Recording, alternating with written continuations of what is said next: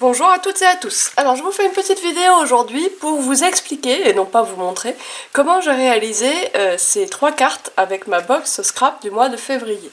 Alors pour faire celle-ci, j'ai utilisé une base de cartes d'abord que j'ai fait dans du papier structure lin blanc, mais ça à la rigueur peu importe. La dimension de cette base de cartes c'est 14 cm et demi de haut, donc forcément 29 cm de long, puisqu'on double pour pouvoir plier en deux. De ce fait, cette feuille ici, c'est presque une feuille entière de votre bloc contenu dans votre box. Il reste quelques box disponibles dans la boutique, du mois de février. Donc ce papier-là, je le recoupe à 14 par 14 cm. Ensuite, je fais une découpe ici, dans du papier, j'ai pris le même, le structure lin blanc. J'ai fait une découpe, c'est un die MFT, bordure nuage, il y a trois bordures différentes dans ce lot. Il est muni d'une petite fausse couture, comme vous pouvez le voir ici à la caméra. J'ai utilisé un petit peu d'encre Frayette Burlap autour de cette mousse, puisque je voulais que ça rappelle un petit peu la chantilly, enfin quelque chose de doux, puisqu'on était dans la sucrerie. J'en ai mis aussi autour du papier bleu. Et si vous n'avez pas de die, si vous n'avez pas de machine, ou si vous n'avez pas ce die, pourquoi ne pas tout simplement tracer au crayon de papier sur un morceau de papier blanc et découper avec sa paire de ciseaux soigneusement. Je pense que ça se fait vraiment très très bien, et pour la fausse couture, vous pouvez le refaire avec un petit feutre. Donc on essaye toujours, si on n'a pas le matériel, on peut quand même faire ça. Dans votre box du mois de février, vous aviez le tampon pile de macarons. Ici, j'ai réalisé deux piles entières. Celui-là, il était en dessous de cette pile-là. Et deux macarons tout seuls, grâce à ma presse de précision. Enfin, même sans la presse, de toute façon, peu importe, vous faites votre tampon. Celui-là, je l'ai laissé entier, donc j'ai coupé au ciseau tout autour. Celle-là, j'ai enlevé celui du bas pour le caler en dessous des autres, toujours avec ma paire de ciseaux. Et ça, en fait, c'est le macaron du haut qui est entier finalement et qui peut très bien se détourer tout seul. Pour le coloriage, j'ai utilisé mes spectrums noirs.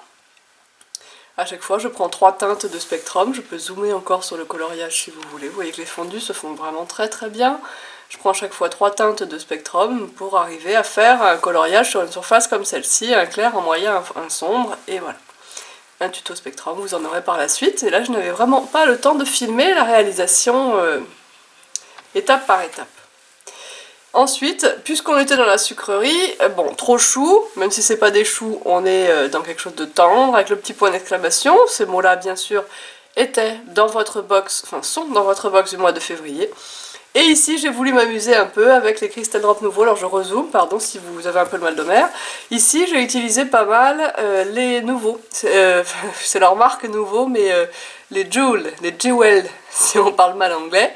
Celui-ci, celui-là, celui-là. Donc vous voyez, ils sont translucides et nacrés. Ils sont très jolis. Ici, vous avez un métallisé, je sais plus lequel, c'est peut-être Wisteria, Purple. Ici, vous avez un rose pailleté. Et là, vous avez un chocolat, c'est mon préféré, pardon, celui-ci. On voit pas trop les paillettes peut-être à la caméra, mais je vous assure qu'il en est rempli, et c'est chocolate fondue.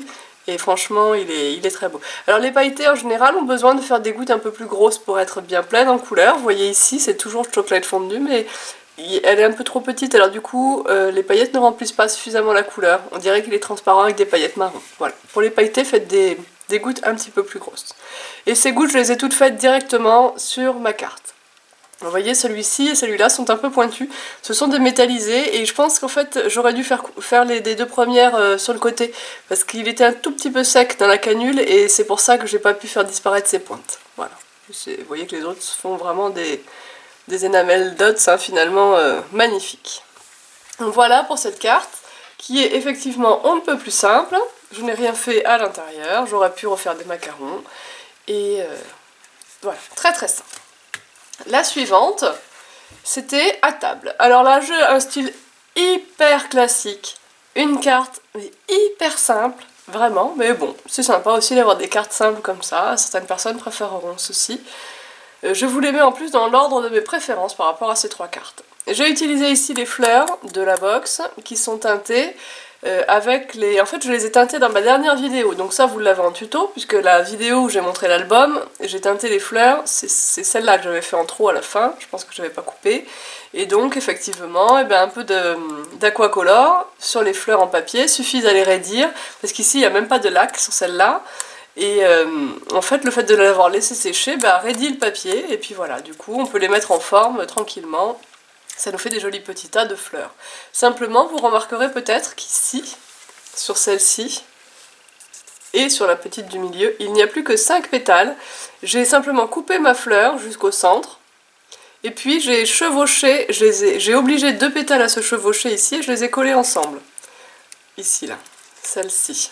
Vous voyez, normalement ça se voit un petit peu. Il y a 2 pétales collés ensemble ici. De cette façon, je n'ai plus que 5 pétales, et en plus ça force ma fleur à revenir vers le haut. Pareil pour celle du milieu, vous voyez qu'il n'y a plus que 4 pétales, j'ai fait la même chose. Donc il ne s'agit pas d'enlever une pétale, mais bien de faire une intersection avec la paire de ciseaux, et de chevaucher 2 pétales l'une sur l'autre et de les coller. Ici c'est le papier, donc ça c'est un papier de votre box, hein, vous l'avez évidemment. L'encre autour c'est Ground Espresso. Ici c'est un papier de votre box effet bois, j'ai utilisé ma perforatrice napperon. Martha Stewart, que je distribue au magasin pour faire cet effet qui correspondait tout à fait aux petites fleurs, un peu tendres et tout ça. Le bout de ruban qui est dans votre box, que j'ai pris soin de faire se chevaucher à l'intérieur, de façon à avoir une finition plus jolie, parce que si on avait un bout qui s'arrête ici et un bout qui s'arrête là, ça serait pas forcément beau, il faudrait peut-être repenser à mettre un autre morceau de papier pour cacher. Ici de nouveau un petit fanion avec les mots à table qui sont inclus dans votre box, et c'est fini. Un peu de Ground Espresso autour, bien sûr, aussi autour du fanion, bien sûr.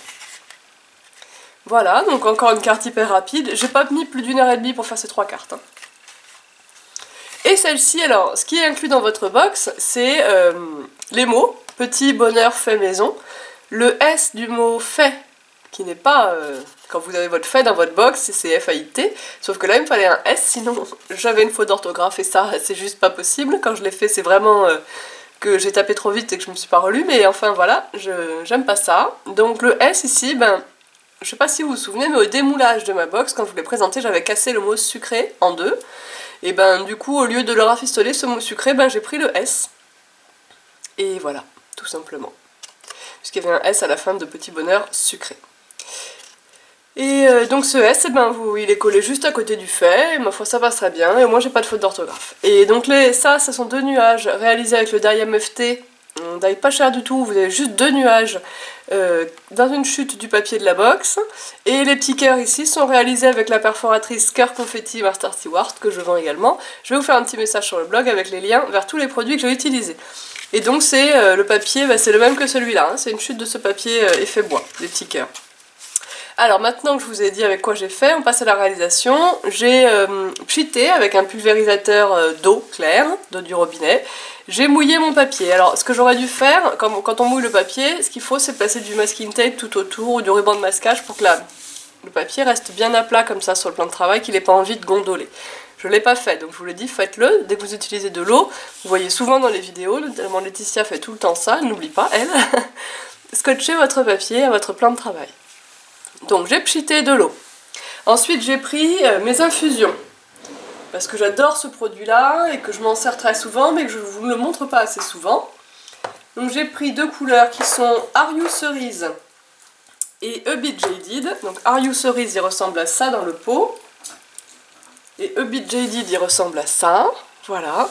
Donc mon papier était mouillé, nous sommes d'accord. J'ai saupoudré un peu de Are You Cerise. Vous voyez qu'on voit un peu comment ça s'est posé quand c'est tombé.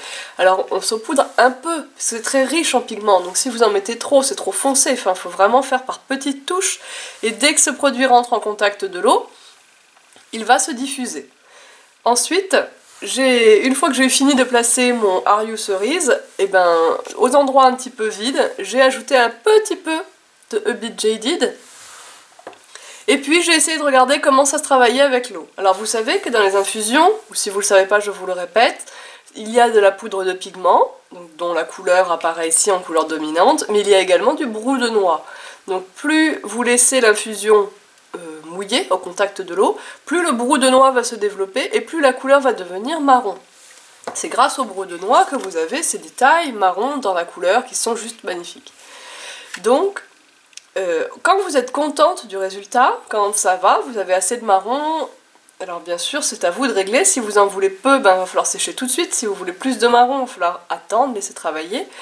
Moi voilà, j'ai regardé, j'ai poussé un petit peu une couleur ou deux avec le pinceau, mais vraiment du bout du pinceau. J'ai refait un petit pchit d'eau, mais de loin, juste pour finir d'écarter les petites poudres qui n'avaient pas été en contact de l'eau. Et j'ai pris mon sopalin, et j'ai passé mon sopalin dessus, et j'ai enlevé. J'ai pas frotté, tapoté, ni rien. Je l'ai posé à plat, et je l'ai enlevé. Tout l'excédent d'eau est ainsi parti, et ma carte était comme vous la voyez maintenant. Ensuite, je n'ai plus qu'à coller mes petits mots, qu'à coller mes petites décos avec un point de colle. Sur les cœurs, j'ai mis un point de... non, avec de la colle, pas avec un point de colle, hein, avec ma colle à pointe fine. J'ai fait exprès de les coller comme ça, avec juste un trait de colle au milieu, parce que comme ça je savais qu'avec mon Crystal Drop transparent, ça allait rebiquer et que ça allait me faire du relief. Donc sur les cœurs, avant de mettre le Crystal Drop transparent, j'ai mis mon petit pinceau à paillettes. Hein, vous savez, le pinceau qui distribue des paillettes. Voilà, donc le pinceau à paillettes, le Crystal Drop, puis je l'ai laissé sécher, et puis voilà. Et j'ai une jolie carte, toute simple, très colorée, faite avec les mots en bois de la box et une chute de papier. Tout bêtement. Alors j'espère que ces 3 cartes vous ont plu. Maintenant j'avoue que je ne travaillerai plus avec la box du mois de février. D'abord j'ai presque plus rien, il me reste peut-être quelques mots en bois, et il me reste du ruban et peut-être 2-3 fleurs. Hein, donc, il me restait quand même 2 feuilles de papier. Hein. J'ai pas utilisé tout. Ouais, je dis des bêtises parce qu'en papier il me reste encore ça. Donc si j'avais plus de temps, j'aurais sûrement de quoi faire avec ça. Et bon, à mon avis, j'aurais pas eu le temps quand même. Mais bref, si jamais, on ne sait jamais, on verra. Je vous referai peut-être un petit quelque chose. Et en tout cas, j'espère que ça vous a plu. N'hésitez pas à acquérir cette box du mois de février, puisque vous savez que quand elles sont épuisées, les box, eh bien, par contre, je ne les refais plus. Donc j'ai trouvé une quantité qui permet de ne pas être en rupture de stock, en tout cas pas dans le mois en cours de sortie. Mais malgré tout, à un moment donné, ça s'arrête. Je ne les refais toujours pas.